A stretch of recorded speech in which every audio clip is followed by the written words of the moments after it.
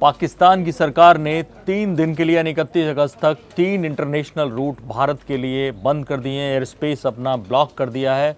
Balakot strike के बाद जब किया था तो करीब 560 करोड़ रुपए का भारत को नुकसान हुआ था और 360 करोड़ रुपए का पाकिस्तान को। तो आखिर में अब सुब्रमण्यम स्वामी ने ये जो रूट ब्लॉकिंग करता है पाकिस्तान एयर स्पेस की, इसके लिए एक जवाबी तोड़ निकाला है। क्या है वो जवाबी तोड़, मैं उन्हीं की ट्वीट में आपको समझाता हूँ। उन्होंने लिखा है कि कैसे my advice to NaMo government, Modi सरकार को मेरी सलाह है कि अगर पाकिस्तान एयर स्पेस बंद करता है कॉमर्शियल और सिविल एयरक्राफ्ट के लिए तो इंडिया को कराची पोर्ट को ब्लॉक कर देना चाहिए।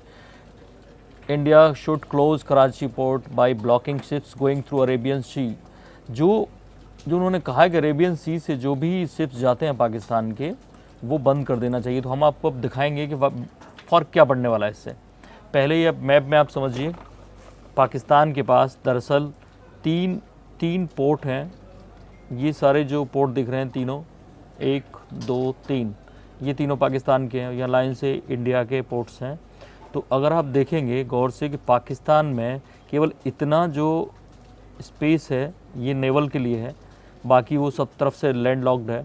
और यहाँ पर ये ग्वादर पोर्ट है, इसके बगल में जो चाहवार पोर्ट है ये हाल ही में अभी खुला है 2016 में, हालांकि बहुत पहले से इसको चल रहा था। तो इसको इसलिए छोड़ देते हैं कि इससे बहुत कम जितना भी होता है वो चाइना से टाई अप होके हुआ है और चाइना ने इसमें पैसा लगाया है। और इंडिया को चाहवार जो पोर्ट है वो मिला हुआ है ईरान का।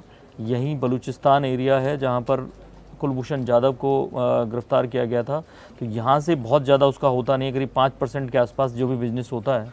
अब जो दोनों पोर्ट आसपास हैं वो कराची में, एक ये कराची पोर्ट है और जो दिखा रहा है कराची पोर्ट, यहाँ से पाकिस्तान का 60% जो नेवल बिजनेस जो होता है वो 60% जितना भी आवागमन ट्रांसपोर्टेशन होता है वो 60% के करीब होता है।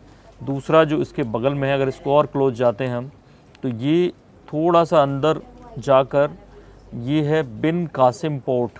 अगर आपको ध्यान हो, मोहम्मद बिन कासिम पहला मुसलमान आक्रमणकारी जिसने इंडिया पर अटैक किया था, सिंध पर अटैक किया था, राजा दाहिर को हराया था, वो बिन कासिम के नाम पे रखा गया है। यहाँ से करीब 35% ये पूरा इंडस्ट्रियल एरिया है पाकिस्तान का, जहाँ पर स्टील इंडस्ट्री, ऑटो इंडस्ट्री लगी हुई है।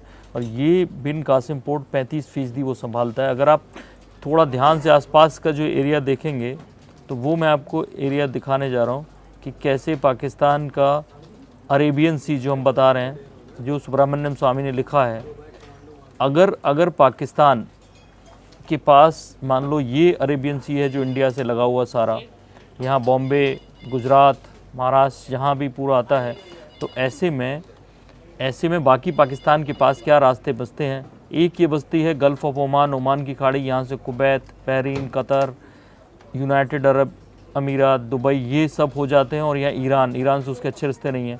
एक दूसरा उसके पास रास्ता बचता है कि अगर वो इधर से होके आता है शिप उनके, तो ये गल्फ़ ऑफ अदन जो उन्हें मक्का मदीना ले जाती हैं। लेकिन यहाँ से इंडिया की एक तरह से अरेबियन सी पूरा जो बचता है वो यहाँ पे इंडिया का एक तरह से पूरा कमांड रहता है।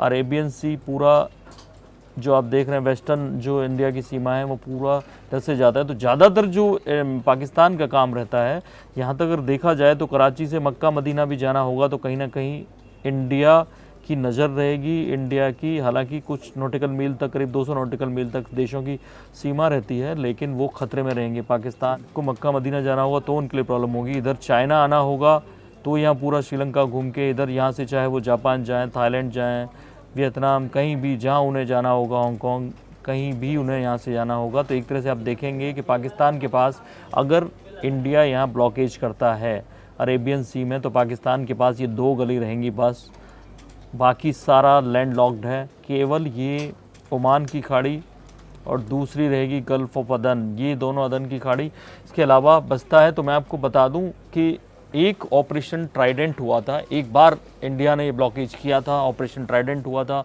1971 के युद्ध में। एक बीबी यादव थे स्क्वाड्रन लीडर, उन्होंने इसकी कमान संभाली थी और रेवाड़ी के रहने वाले थे हरियाणा में, उनको महावीर चक्र दिया गया था इसके लिए। उन्होंने कैसे कराची पोर्ट तबाह कर दिया था उस वक्त 1971 में।